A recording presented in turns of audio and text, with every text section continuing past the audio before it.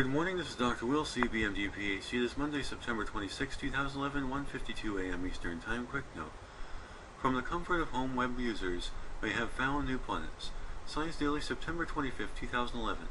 Since the online citizen science project, Planet Hunters launched last December, 40,000 web users from around the world have been helping professional astronomers analyze the light from 150,000 stars in the hopes of discovering Earth-like planets orbiting around them.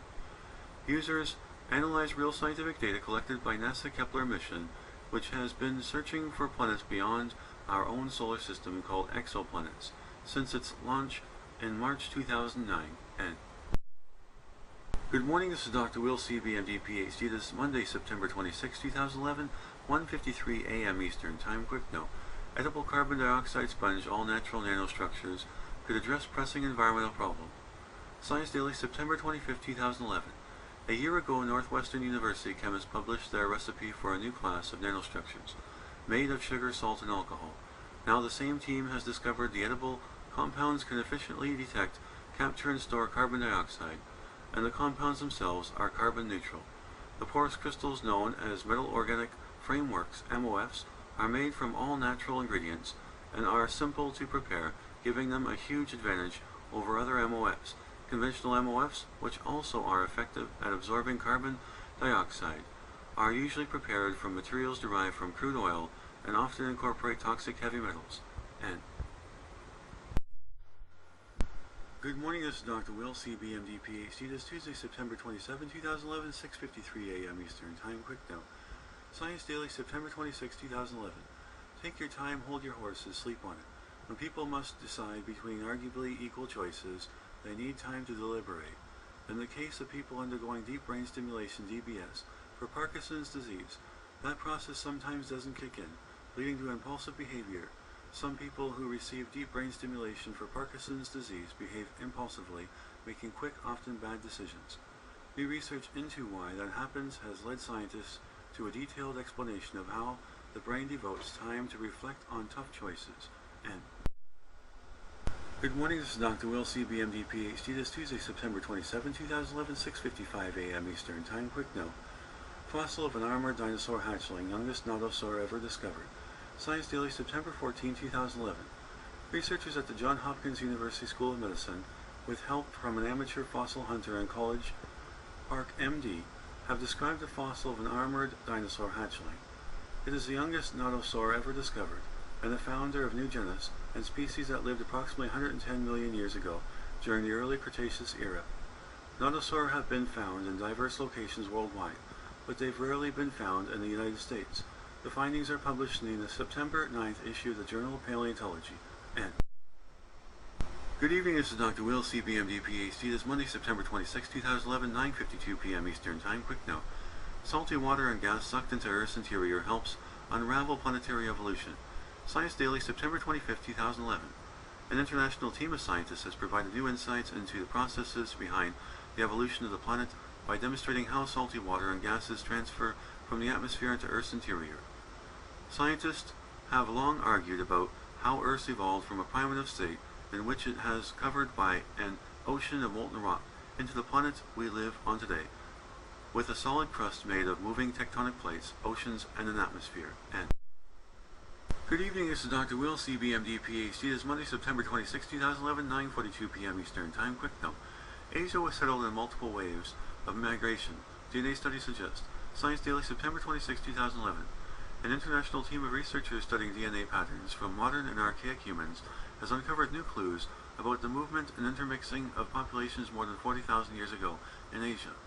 Using state-of-the-art genome analysis methods, scientists from Harvard Medical School and the Max Planck Institute for Evolutionary Anthropology, Germany, have found that Denisovans, a recently identified group of archaic humans whose DNA was extracted last year from a finger bone excavated in Siberia, contributed DNA not just to present-day New Guineans, but also to Aboriginal, Australian, and Philippine populations.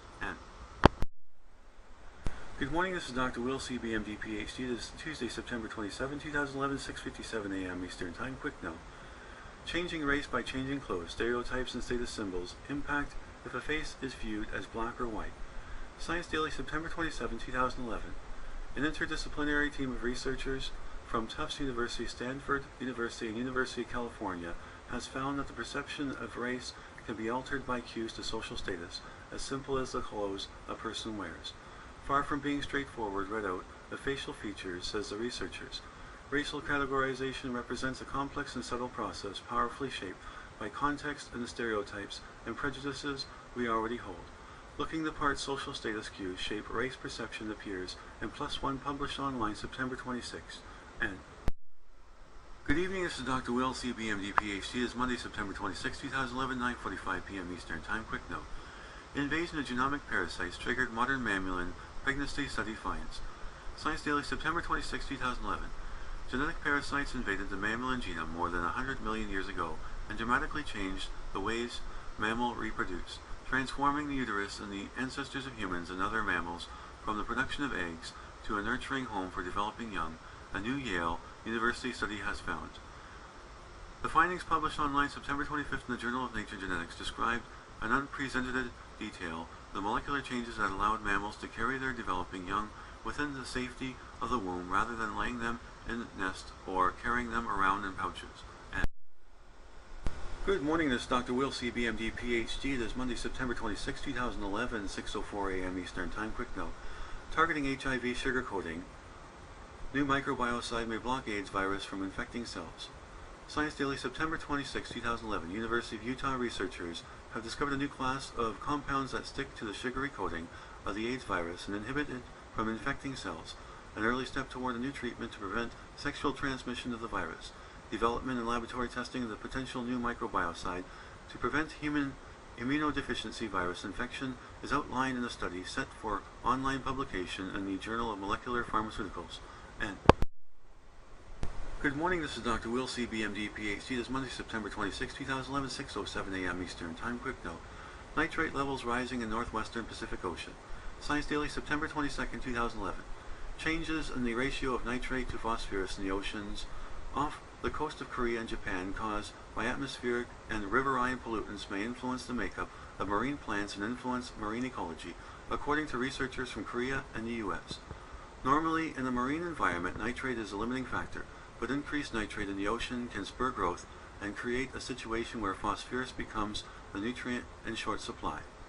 This change in nutrients could favor organisms that are better suited for high nitrate and low phosphorus. And good evening, this is Dr. Will, CBMD, PhD. It is Monday, September 26, 2011, 9:46 p.m. Eastern Time. Quick note. Climatic fluctuations drove key events in human evolution, researchers find. Science Daily, September 26, 2011. Researchers at the University of Liverpool has found that periods of rapid fluctuation in temperature coincided with the emergence of the first distant relatives of human beings and the appearance and spread of stone tools. Dr. Matt Grove from the School of Archaeology, Classics and Egyptology reconstructed likely responses of human ancestors to the climate of the past 5 million years using genetic modeling techniques.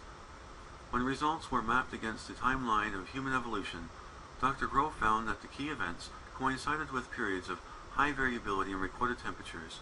And good evening, this is Dr. Will, CBMD, PhD. It is Monday, September 26, 2011, 9:49 p.m. Eastern Time. Quick note. Scientists discover an organizing principle for our sense of smell based on pleasantness. Science Daily, September 25, 2011. The fact that certain smells cause us pleasure or disgust would seem to be a matter of personal taste, but new research at the Weizmann Institute shows that odors can be rated on a scale of pleasantness, and this turns out to be an organizing principle for the way we experience smell. The findings, which appear September 26 in Nature Neuroscience, reveal a correlation between the response of certain nerves to particular scents and the pleasantness of those scents. Based on this correlation, the researchers could tell by measuring the nerve responses whether a subject found a smell pleasant or unpleasant. And good morning, this is Dr. Will, CBMD, PhD. It is Tuesday, September 27, 2011, 8:35 a.m. Eastern Time. Quick note. Handling nanoscale particles, next generation optical tweezers trapped tightly without overheating. Science Daily, September 26, 2011. Engineers at Harvard have created a device that may make it easier to isolate and study tiny particles such as viruses. Their plasmonic nanotweezers, revealed this month in Nature Communications, use light from a laser to trap nanoscale particles. The new device creates strong forces more efficiently than traditional optical tweezers and eliminates a problem that caused earlier setups to overheat. We can get beyond the limitations of conventional optical tweezers, exerting a larger force on nanoparticle for same laser power. Pen.